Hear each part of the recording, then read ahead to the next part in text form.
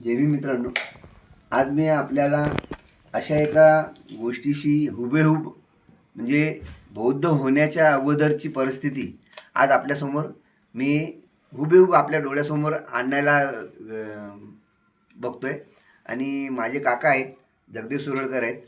ह्यांच्या तोंडूनच तुम्हाला त्या गोष्टी मी ऐकवतो की महार असताना काय परिस्थिती ह्या समाजावरती होती. म्हणजे त्यांना जवळजवळ जेवणासाठी, खाण्यासाठी कशा प्रकारे संघर्ष करावा लागत होता. एक शर्ट जो आहे तो कसा गावभर फिरायचा, जो कोणी बाहेर जात होता त्याला ते शर्ट द्यायचे आणि बाकीचे ते समाजातली जी मुलं वगैरे होती ती तशीच राहायची. आणि तो एक शर्ट घालून बिचारा तो गावाच्या बाहेर जर त्याला जायचं असलं गावात कुठे दुसरीकडे, तर तो जायचा की बाबा आपला समाजाचा माणूस हा चांगला दिसला पाहिजे त्याकरता. आणि दुसरी गोष्ट कशा प्रकारे दडपण होतं की गावातले जो इतर समाज जो होता तो कशा प्रकारे त्यांना दाबू पावत होता. छूत अछूत कशा प्रकारे होतं, म्हणजे हे कुठल्याही सिरियलमध्ये मला वाटत नाही की कुठल्या सिरियलमध्ये दाखवत असतील, कारण फार गलिच्छ परिस्थिती होती. इतकी की ती शब्दाच्या पार आहे. ती आपण हुबेहूब माझ्या काका जगदेव सुरळकर हे आपल्या तोंडून सांगतील, हे शांतपणे ऐकावे ही विनंती. काका, जसं की मी ऐकलं की तुम्ही सांगितलं मला की शर्ट जो आहे, म्हणजे शर्ट जो आहे कसा घालायचा, म्हणजे तुम्ही थोडक्यात मला जरा सांगा. शर्ट कपडेच नाही भेटत.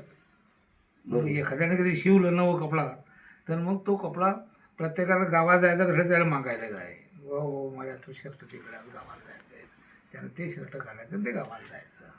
गावातून आल्यानंतर त्याचा कपडा त्याला वापस करायचा. इतकी परिस्थिती खराब होती, कपडे मिळत ना. असे असे असे बरेच प्रसंग असतील, बरेच उदाहरण होते. तर त्याच्यामध्ये अजून एक उदाहरण तुम्ही सांगितलं मला की जेवणाच्या बाबत कशा प्रकारे. जेवणाचा प्रसंग वेगळा होता. पाटील बाबाच्या घरी जेवण असलं कधी तर महार लोक त्या काळचे महार लोक बोलवते, तर ते एकमेकाच्या अंगावर तुटून पडत, मला द्या पाटील बा, मला द्या पाटील बा, हो मला घेते मला घेते. तुम्ही हातपोळी केला तर तुमच्या हात दाबून काढायचे, मला पोळी करायचे. इतके ते कठीण परिस्थिती होती त्याची त्यावेळेस. तर ते खरंच म्हणजे इतके हे होतं की म्हणजे त्यांना ते मिळेल ना. तरी बी तू मग तो पाटील आला की तो पाटील म्हणून चल चल चल ए महाराज चल चल चल बा दूर हो, असे करत एवढं. म्हणजे एकंदर जेवणाची परिस्थिती आहे ती पण आपल्याला मिळेच ना मिळेच ना. मग त्याची खूप आशा लागे, त्या जेवणाची खूप आशा लागे, पण ते मिळे ना, कारण ते थोडं लोकल आहे तसं मिळेल ते. म्हणून ते ज्याला मिळायचं असेल त्यालाच मिळेल, त्याला मिळेल. खरकट जेवण गावात जे हे होते ते जेवण कसं, म्हणजे तुम्हाला ताजं बनवून द्यायची की काय. तात्याने सर्व गोष्ट उरलेलं लोकांचं. अच्छा, तेही खरकट जेवण ते होतं. खरकट जेवण अरे, ते काढायचे, ते एका भांड्यात घ्यायचं आणि ते भांड्यात आपल्या लोकांना द्यायचं. ते का काही कोणाला द्यायचं का ते आपल्या लोकांना जमा करते. बरं, ते तुम्हाला आदराने बसवायची काय. हा आदरा ना, कशाचा आदर कशाचा फादर आला, आदर फादर काही नव्हता. ते हे ठीक आहे, तुम्ही उरून टाकायचं खाली, त्याच्या हातावरून टाकायचं खाली उरून, असं उरून टाके. अच्छा, अन्न असं वरून सोडत आणि ते खाली आपण झेलायचं. खाली झेलायचं. त्याची परिस्थिती तू त्याच्या अंगाला हात नाही लावते ना, त्याच्या अच्छा, हाताला छूत अछूत, हो छुआछूतचा मामला होता. तो मामला होताच ना. तो जमाना असंच होता की अंगाला ते हात नाही लावते, छावलं जवळ तर येऊन ना. मग 56 नंतर जेव्हा बाबासाहेब आंबेडकरांनी दीक्षा घेतली आणि बौद्ध धर्म स्वीकारला, त्याच्यानंतर काय हालअपेष्टा आपली होती. थोडं बदलत गेलं. अच्छा, म्हणजे मग जसं आपल्या लोकांच्या काही लक्षात आलं, काही पोराच्या लक्षात आलं, काही जवान पोरं, काही असे लोक, मग त्यांच्याशी थोडंसं त्याला ते समजायला लागलं की झालं याच्या नादात पडणे. कायदाच बनला थोडा तो याचा. पण बौद्ध धर्म स्वीकारला ह्या सर्व आपल्याला गोष्टी भेटल्या काय सहजपणे. हां नाही पूर्ण नाही भेटले ना, किती काळानंतर भेटले, खूप काळानंतर भेटले. म्हणजे त्याच्यानंतर त्यांनी संघर्ष झाला का त्याच्यासाठी. संघर्ष खूप झाले, संघर्ष मारामारी झाला कुठे काय म्हणजे एखादं उदाहरण तुमच्याकडे तोंडून.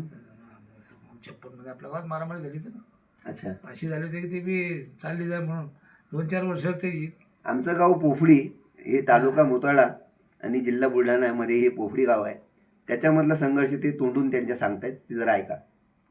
हां, पोफडीमध्ये मारामारी झाली ती पाटलायची आणि बोद्दायची. अच्छा, हां, तलवारी काढून आणल्या त्याने, तर कुऱ्हाडी तलवारी जे मी भाले सगळे घाललं होते. याच्याकडे काय होतं म्हणजे महार समाजाकडे काहीच काय नव्हतं. नव्हतं, काही नव्हतं.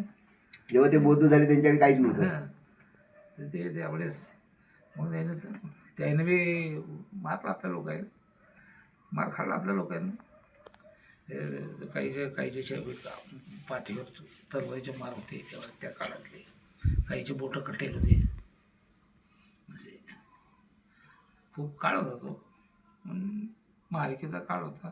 ते पाटील लोक दबाव टाकतच आपल्यावर, होताच आपल्यावर दबाव होता. कारण भीतच होते आपले लोक, खूपच भीत होते आपले लोक. संघर्ष केला. संघर्ष करता करता थोडं यश यायला लागलं, काही ना काहीतरी समजायला लागलं. मग जरा साधारण वापरून चालत मग ती परिस्थिती पाहून. एखादा असाच गैरगुंगला असला तर त्याला मारत नाही, तर चांगला जरी असला त्याला यायला मारून मग त्याला शाळेचं माफीन दिलं. मग ते केस करीन झालं आपल्यावर. असे कायद्यामध्ये रूपांतर होत गेलं. मग ते थोडं आतापर्यंत मग ते चांगलंच झालं. बरं, जेव्हा एकंदर आता तुमच्या जेव्हा गप्पा मी मारल्या तर त्याच्यामध्ये बाळासाहेब आंबेडकरांचा उल्लेख केला की बाळासाहेब आंबेडकरांना या पोफरी या गावामध्ये तुम्ही आणलं. तर त्यांचा एकंदर स्वभाव कसा तुम्हाला वाटला? बाळासाहेब आंबेडकरांचा स्वभाव कसा वाटला? आता त्यावेळेचा काळ होता तो, काय एवढं चांगला वाटला होता. त्यांनी सगळ्या लोकांना जागृत केलं होतं.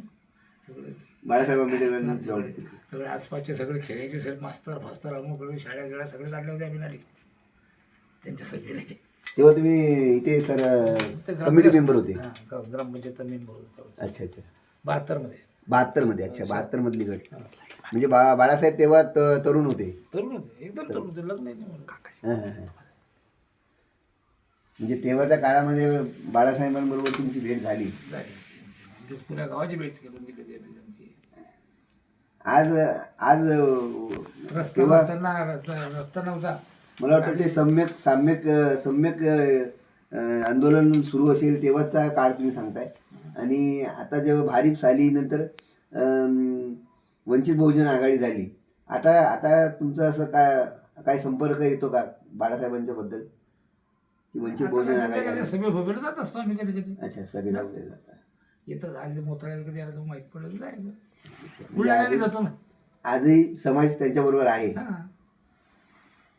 धन्यवाद मित्रांनो, हा व्हिडिओ नक्कीच ऐका आणि शेवटपर्यंत ऐका.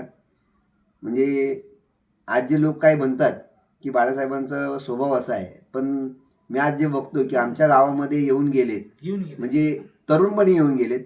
ही फार मोठी गोष्ट आहे की बाबासाहेब आंबेडकरांनी जे रान पायदळी तुडवलं, आज तेच बाळासाहेब आंबेडकर आजही 76व्या वर्षी पण आज ते बाळासाहेब आंबेडकर पूर्ण रान पायथं घालतात या महाराष्ट्रातलं त्यांनी देशातलं.